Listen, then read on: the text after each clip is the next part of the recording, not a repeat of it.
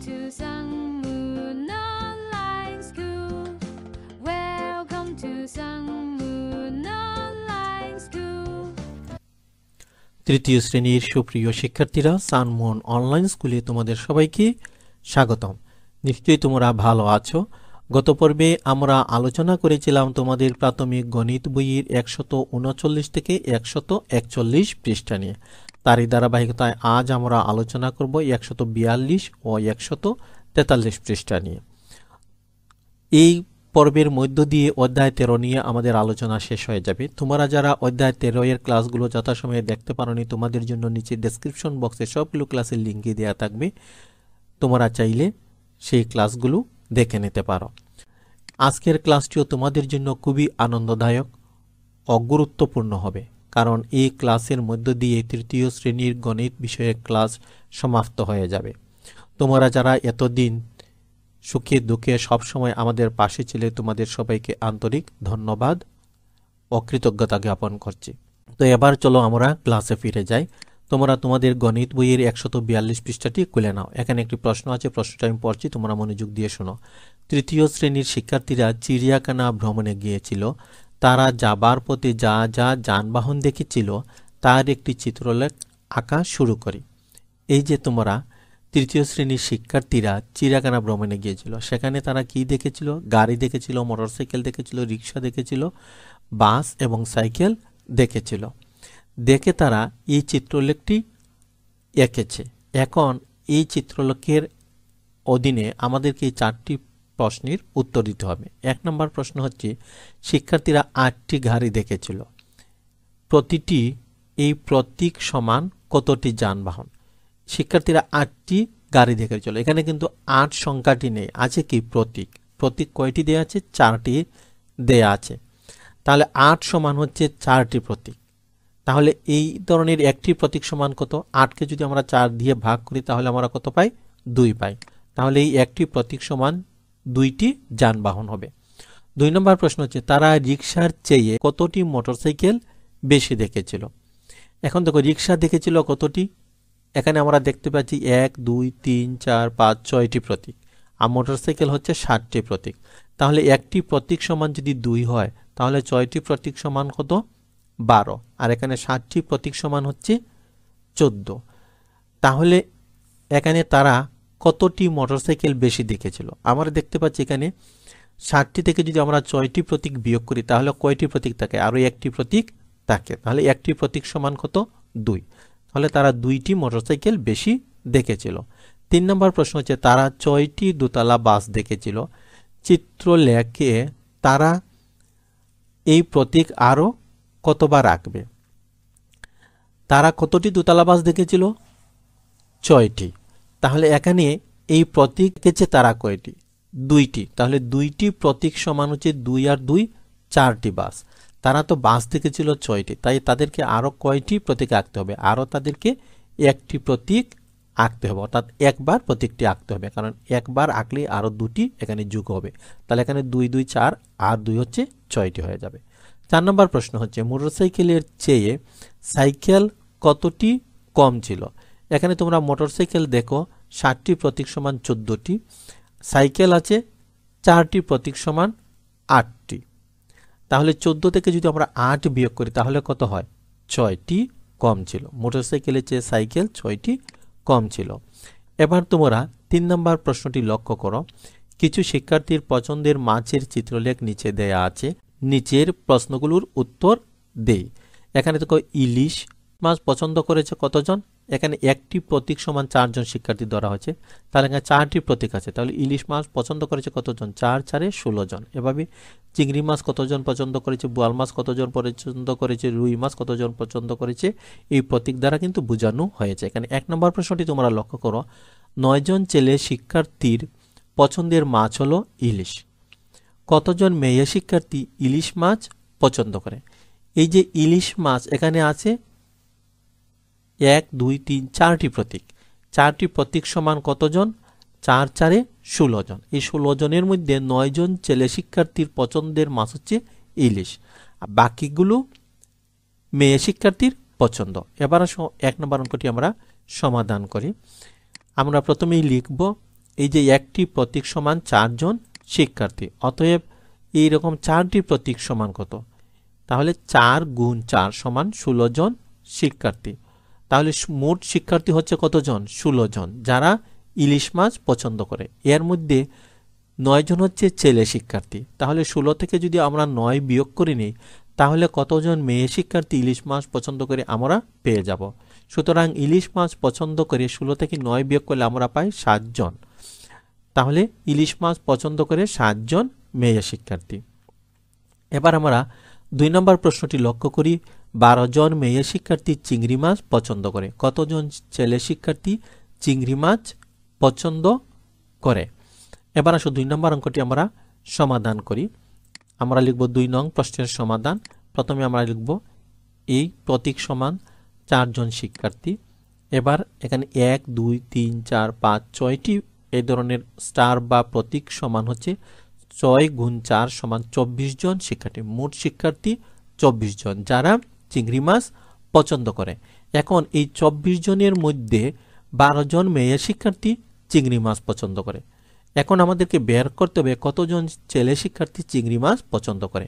আমরা যদি 24 থেকে 12 বিয়োগ করে নিই, তাহলেই কিন্তু কতজন ছেলে শিক্ষার্থী চিংড়ি মাছ পছন্দ করে পেয়ে যাব।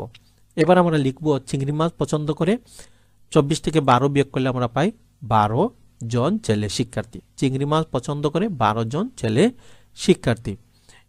এবার আমরা 3 নম্বর প্রশ্নটি লক্ষ্য করি। 4 জন ছেলে শিক্ষার্থী রুই মাছ পছন্দ করে। ছেলে শিক্ষার্থীর চেয়ে কতজন বেশি মেয়ে শিক্ষার্থী রুই মাছ পছন্দ করে? তো রুই মাছের প্রতীক সংখ্যা কত? এখানে হচ্ছে 3টি। তাহলে মোট রুই মাছ কতজনে পছন্দ করে? 3 4 12 জন। এবার আমরা 3 নম্বর প্রশ্নটি সমাধান করি। আমরা এখানে লিখব 3 নং প্রশ্নের সমাধান। এইরকম একটি প্রতীক সমান 4 জন শিক্ষার্থী, তাহলে এরকম 3টি স্টার বা 3টি প্রতীক সমান 3 গুণ 4 সমান 12 জন শিক্ষার্থী। তাহলে মোট শিক্ষার্থীর সংখ্যা হচ্ছে 12 জন। এখন এখান থেকে 4 জন ছেলে শিক্ষার্থী রুই মাছ পছন্দ করে। তাই আমরা কি করব? এই 12 থেকে 4 বিয়োগ করব। বিয়োগ করলে আমরা পাবো 8 জন মেয়ে শিক্ষার্থী রুই মাছ পছন্দ করে।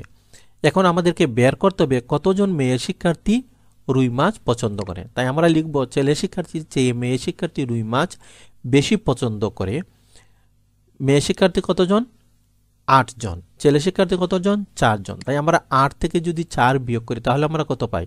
4 জন। অর্থাৎ 4 জন মেয়ে শিক্ষার্থী বেশি রুই মাছ পছন্দ করে। তো বন্ধুরা, তোমরা যদি এই চ্যানেল বা পেজের নতুন দর্শক হয়ে থাকো এবং প্রতিটি ক্লাস যথাসময়ে পেতে চাও, তাহলে চ্যানেলটি সাবস্ক্রাইব ও পেজটি ফলো করে নিও। সেই সাথে লাইক, কমেন্ট এবং শেয়ার করে আমাদের পাশেই থাকো। এবার তোমরা 143 পৃষ্ঠার 2 নম্বর প্রশ্নটি লক্ষ্য করো।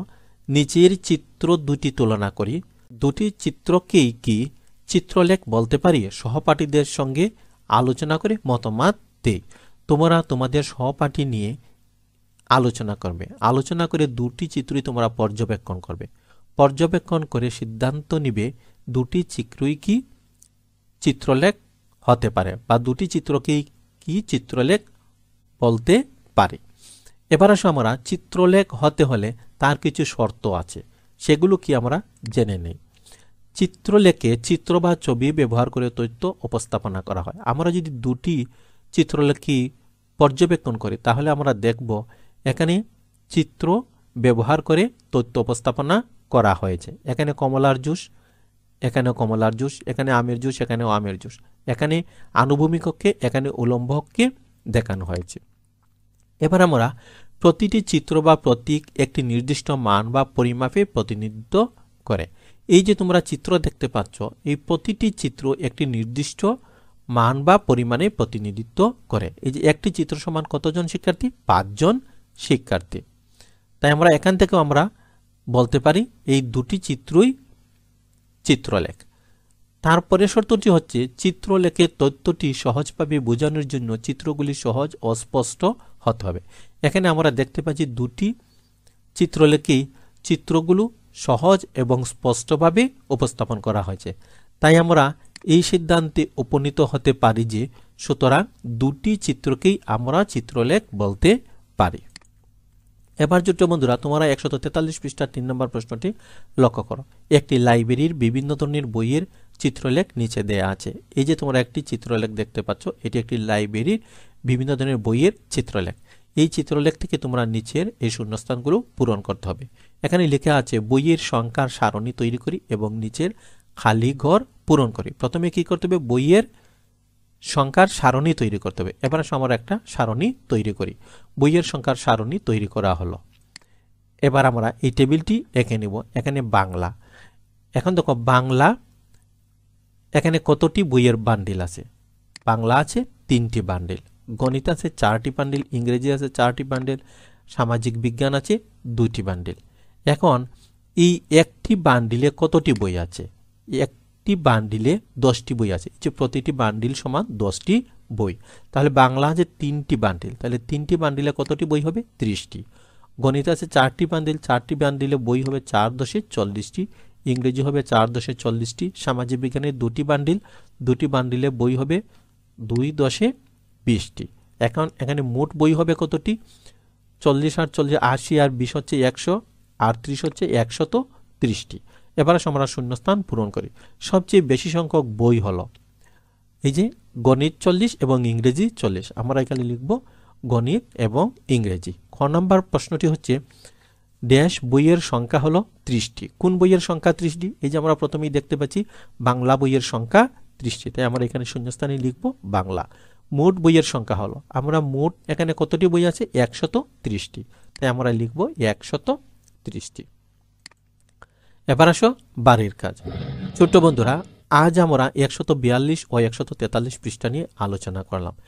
এই 2টি পৃষ্ঠা তোমরা বাসায় বারবার অনুশীলন করবে। যদি সবগুলো ঠিকমতো বুঝতে না পারো তাহলে ভিডিওটি 1 থেকে 2 বার ভালো করে দেখে নেবে। ছোট্ট বন্ধুরা, এই ক্লাসের মধ্য দিয়েই তোমাদের প্রাথমিক গণিত বইয়ের আমরা সম্পূর্ণ শেষ করে নিলাম। আমরা তোমাদের সর্বোচ্চ সহজভাবে বোঝানোর চেষ্টা করেছি। আশা রাখি তোমরাও বুঝতে পেরেছ। যদি তোমরা কোথাও বুঝতে অসুবিধা হয় তাহলে তোমরা আমাদের সানমুন অনলাইন স্কুল ফেসবুক পেজে গিয়ে কমেন্ট করতে পারো। যদি কোথাও বুঝতে অসুবিধা হয় সেখানে কমেন্ট করলে আমি দেখব এবং তোমাদের সেই সমস্যার সমাধান করে দেব। ছোট্ট বন্ধুরা, তোমরা তো জানো আমাদের এই চ্যানেলে 2য়, 3য় ও 5ম শ্রেণীর গণিত বিষয়ের পূর্ণ সমাধান আছে। তাছাড়া আগামী বছর আমরা 4র্থ শ্রেণীর গণিত নিয়ে আলোচনা শুরু করব। তাই তোমরা যারা 2য়, 3য়, 4র্থ ও 5ম শ্রেণীতে পড়ো তোমরা প্রথমে আমাদের চ্যানেলটি ভিজিট করবে। ভিজিট করার পর 2-1টি ক্লাস তোমরা দেখবে। দেখার পর যদি তোমাদের কাছে মনে হয় এই চ্যানেলের ক্লাসগুলো তোমাদের উপকারে আসবে তাহলে চ্যানেলটি তোমরা সাবস্ক্রাইব করে নেবে। আমি বিশ্বাস করি প্রতিটি ক্লাস যদি অত্যন্ত ধৈর্য ও মনোযোগের সহিত তোমরা দেখো, শোনো এবং সেই সাথে যথাযথভাবে অনুশীলন করো তাহলে গণিত বিষয়ে তোমাদের আর কোনো সমস্যা থাকবে না। ছোট্ট বন্ধুরা, আমাদের এই ক্লাসগুলো ফেসবুক পেজও আপলোড হয়। তোমরা যদি আমাদের এই ক্লাসটি Sunmoon online school Facebook page থেকে দেখে থাকো তাহলে সবগুলো ক্লাস যথাসময়ে পাওয়ার জন্য সানমুন অনলাইন স্কুল ফেসবুক পেজটি ফলো এবং লাইক করে নিও। তোমরা যদি আমাদের এই ক্লাসটি ইউটিউব চ্যানেল থেকে দেখে থাকো তাহলে সানমুন অনলাইন স্কুল ইউটিউব চ্যানেলটি সাবস্ক্রাইব করে নিও। এতক্ষণ আমাদের সাথে ধৈর্য ধরে থাকার জন্য তোমাদের সবাইকে আন্তরিক ধন্যবাদ। ভালো থেকো, সুস্থ থেকো। পরবর্তী ক্লাসটি দেখার আমন্ত্রণ জানিয়ে এখানেই বিদায় নিচ্ছি।